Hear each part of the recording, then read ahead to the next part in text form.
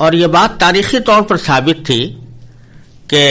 حضرت ابراہیم علیہ السلام نے اللہ تعالیٰ کے حکم سے مکہ مکرمہ میں کعبہ تعمیر کیا تھا، بلکہ بعض مورخین نے خود تورات کے دلائل سے یہ ثابت کیا ہے کہ حضرت ابراہیم علیہ السلام کی اولاد، جس میں حضرت اسحاق علیہ السلام بھی داخل ہیں اور حضرت یعقوب علیہ السلام بھی، وہ اپنی عبادتوں کے وقت میں کعبے ہی کا رخ کیا کرتے تھے۔ چنانچہ جو خیمہ یا عبادت گاہ اس زمانے میں قائم کی گئی تھی، اس میں رخ ہمیشہ وہاں کے لحاظ سے جنوب کی طرف رکھا جاتا تھا، یعنی بیت اللہ کی طرف۔ اور بعد میں جب بیت المقدس تعمیر ہوا تو بیت المقدس میں بھی لوگ عبادت کرتے وقت بیت المقدس کے اندر سے رخ اسی طرف کیا کرتے تھے، یعنی کعبے کی طرف کیا کرتے تھے۔ بہرحال قرآن کریم کا ارشاد یہ ہے کہ ان لوگوں کو جو تورات کے عالم ہیں اور تورات کی تمام باتوں کو اچھی طرح جانتے ہیں، ان کو خوب پتہ ہے کہ حق بات وہی ہے جو اللہ تعالیٰ کی طرف سے آئی ہے کہ کعبے کو قبلہ بنایا جائے۔ پھر آگے فرمایا کہ وَمَا اللَّهُ بِغَافِلٍ عَمَّا يَعْمَلُونَ، اور جو کچھ یہ کر رہے ہیں اللہ اس سے غافل نہیں ہے، یعنی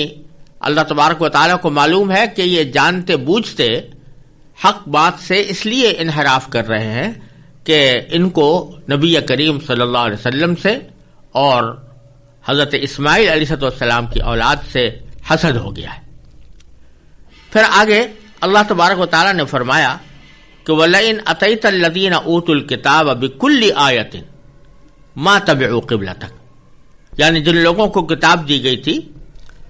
یہی یہودی اور نصارہ، اگر تم ان کے پاس ہر قسم کی نشانیاں لے آؤ تب بھی یہ تمہارے قبلے کی پیروی نہیں کریں گے۔ وَمَا أَنْتَ بِتَابِعٍ قِبْلَتَهُمْ، اور نہ تم ان کے قبلے پر عمل کرنے والے ہو۔ وَمَا بَعْضُهُمْ بِتَابِعٍ قِبْلَةَ بَعْضٍ، اور نہ یہ ایک دوسرے کے قبلے پر عمل کرنے والے ہیں، یعنی یہودی عیسائیوں کے قبلے پر عمل نہیں کرتے اور عیسائی یہودیوں کے قبلے پر عمل نہیں کرتے، کیونکہ یہودیوں کا قبلہ بیت المقدس تھا اور عیسائیوں کا قبلہ بیت اللحم تھا۔ یہ دونوں ایک دوسرے کے قبلے پر عمل کرنے والے نہیں ہیں۔ اور پھر آگے فرمایا کہ وَلَئِنِ اتَّبَعْتَ أَهْوَاءَهُمْ مِنْ بَعْدِ مَا جَاءَكَ مِنَ الْعِلْمِ، اور جو علم تمہارے پاس آ چکا ہے اس کے بعد اگر کہیں تم نے ان کی خواہشات کی پیروی کر لی تو اِنَّكَ إِذًا لَمِنَ الظَّالِمِينَ، تو اس صورت میں یقیناً تمہارا شمار ظالموں میں ہوگا۔ یہ خطاب اگرچہ ظاہر میں نبی کریم سرور دو عالم صلی اللہ علیہ وسلم سے ہے، اور حضرت صلی اللہ علیہ وسلم کے بارے میں یہ تصور بھی نہیں کیا جا سکتا کہ وہ یہودیوں اور نصرانیوں کی خواہشات کا پیچھا کریں گے یا اس کے پیچھے چلیں گے، لیکن اللہ تبارک و تعالی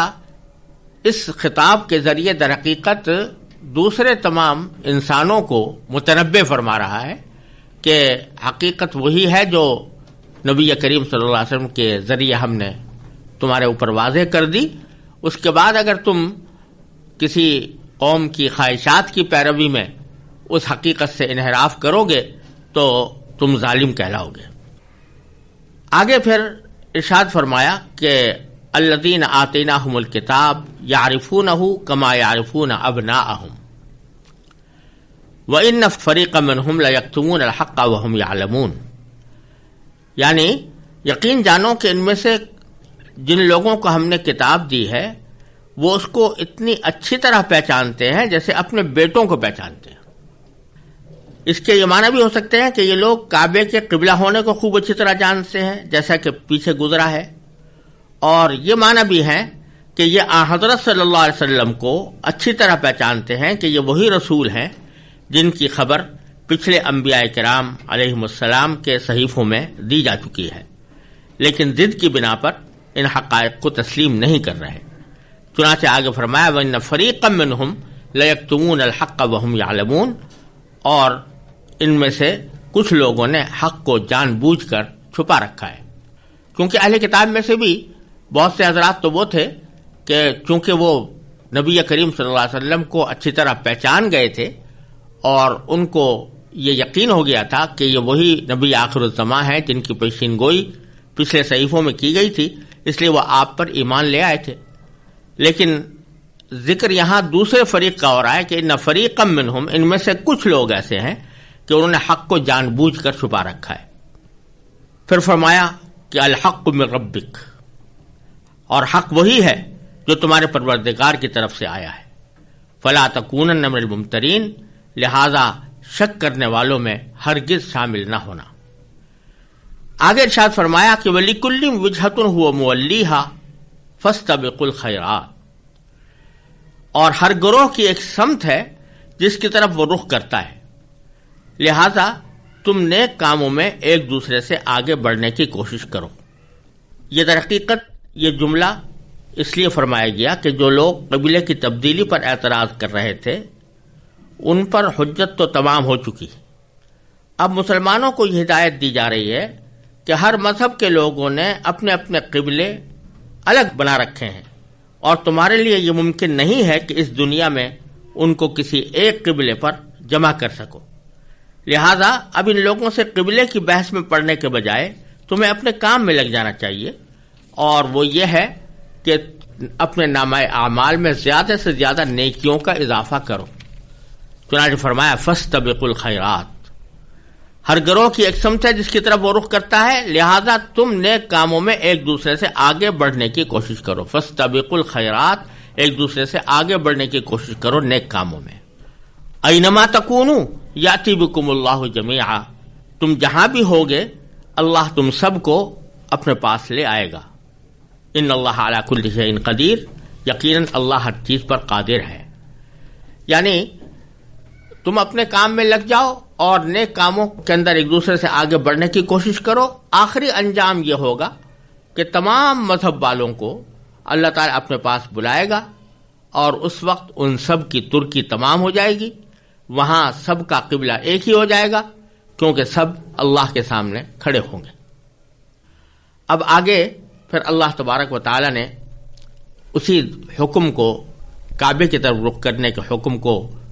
زیادہ صریح لفظوں میں بیان فرمایا کہ من حیث خرجت فولی وجہک شطر المسجد الحرام، اور تم جہاں سے بھی نکلو، یعنی سفر کے لیے نکلو، تو اپنا منہ مسجد حرام کی طرف کرو، یعنی نماز کے وقت مسجد حرام کا رخ کرو. وَإِنَّهُ لَلْحَقُّ مِن رَبِّكَ، اور یقیناً یہی بات حق ہے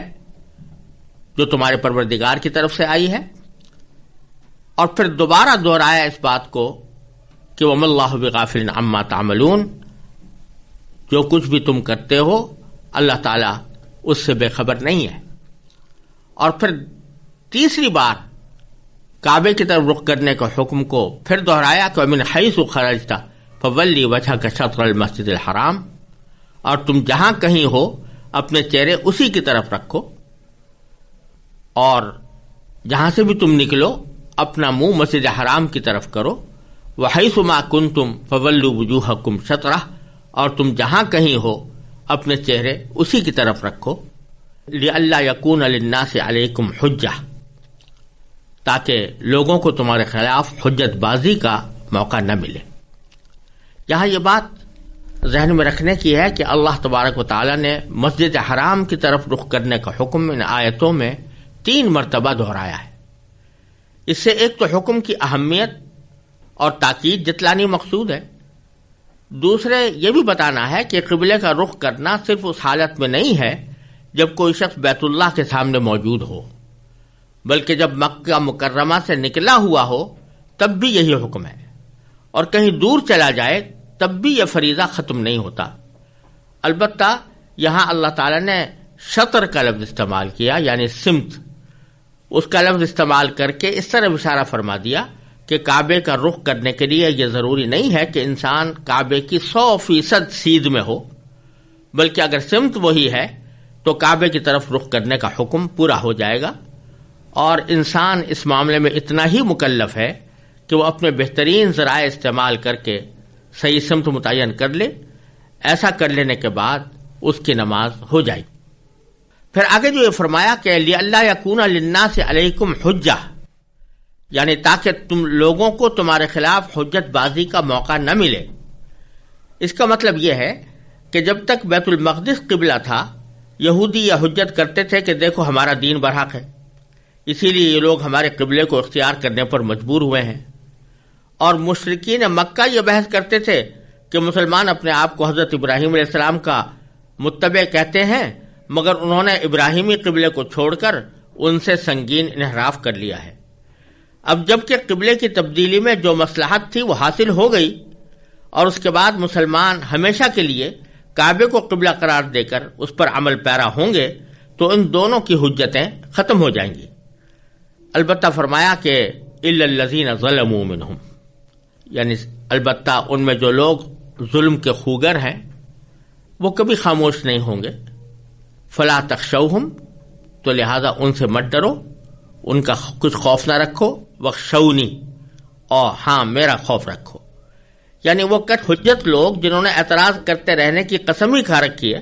ان کی زبانیں کوئی نہیں روک سکتا، لیکن مسلمانوں کو ان سے خوف کھانے کی ضرورت نہیں ہے، انہیں اللہ کے سوا کسی اور سے ڈرنا نہیں چاہیے۔ پھر فرمایا وَلِأُتِمَّ نِعْمَتِي عَلَيْكُمْ وَلَعَلَّكُمْ تَهْتَدُونَ، اور تاکہ میں تم پر اپنا انعام مکمل کر دوں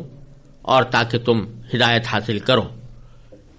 تو اس لیے یہ احکام ہمیشہ کے لیے تمہیں دے دیے گئے ہیں،